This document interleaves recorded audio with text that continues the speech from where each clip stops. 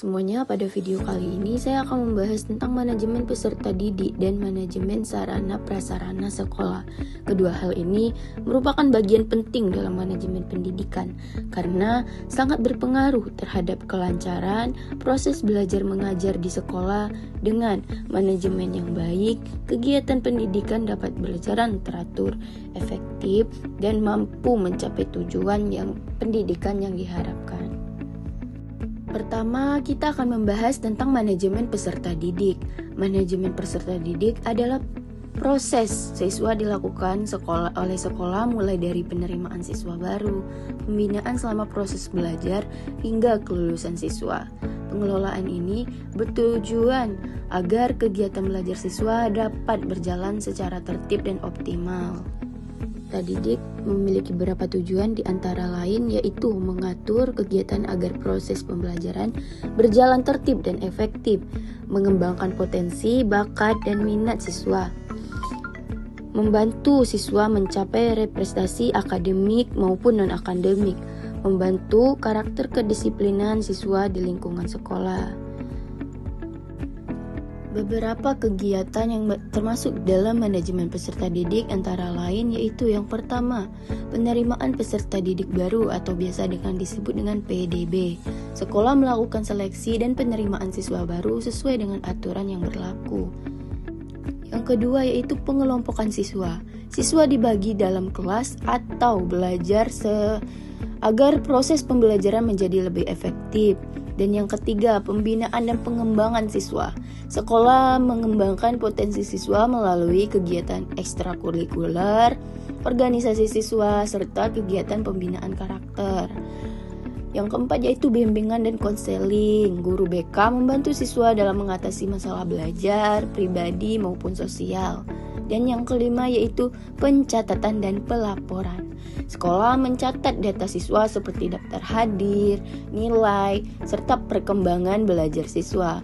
Melalui manajemen peserta didik yang baik, sekolah dapat membantu siswa berkembang secara maksimal baik dalam bidang akademik maupun kepribadian. Selanjutnya kita akan membahas manajemen sarana dan prasarana. Manajemen sarana dan prasarana adalah proses pengelolaan fasilitas sekolah yang meliputi perencanaan, pengadaan, penggunaan, pemeliharaan, hingga pengawasan fasilitas sekolah untuk mendukung kegiatan pembelajaran. Perbedaan sarana dan prasarana ini sendiri adalah sarana adalah alat yang digunakan secara langsung dalam proses pembelajaran.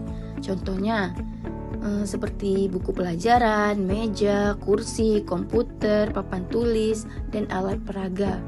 Sedangkan prasarana adalah fasilitas yang mendukung dan tidak digunakan secara langsung dalam proses belajar.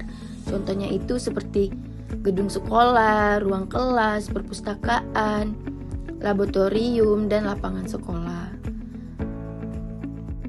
Tujuan dari manajemen sarana dan prasarana sendiri antara lain yaitu mendukung proses pembelajaran agar lebih efektif, menyediakan lingkungan belajar yang nyaman bagi siswa, mengoptimalkan penggunaan fasilitas sekolah, menjaga fasilitas sekolah agar tetap terawat dan dapat digunakan dalam jangka panjang.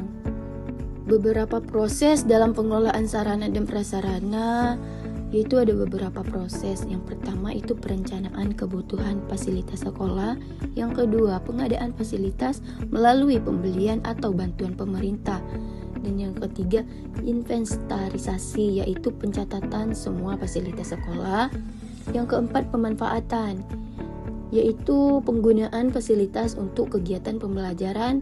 Dan yang kelima itu pemeliharaan, yaitu merawat fasilitas agar tidak cepat rusak.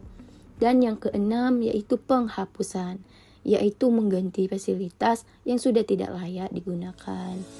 Jika sarana dan prasarana dikelola dengan baik, maka proses pembelajaran akan menjadi lebih efektif dan menarik bagi siswa. Sebagai kesimpulan, manajemen peserta didik dan manajemen sarana prasarana sekolah merupakan bagian penting dalam manajemen pendidikan.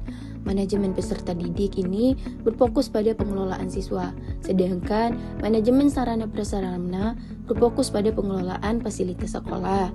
Semuanya itu saling berkaitan dalam mendukung keberhasilan proses kependidikan di sekolah.